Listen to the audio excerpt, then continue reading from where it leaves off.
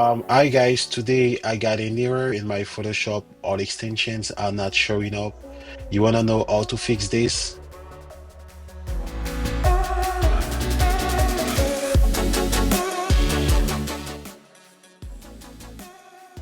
Is how you can make your extensions load properly in Photoshop 2025.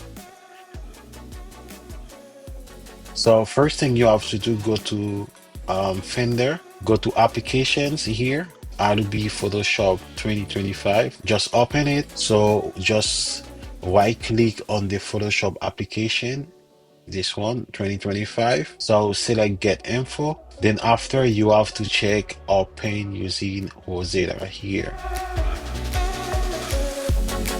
Then after, so let's go back to Photoshop 2025.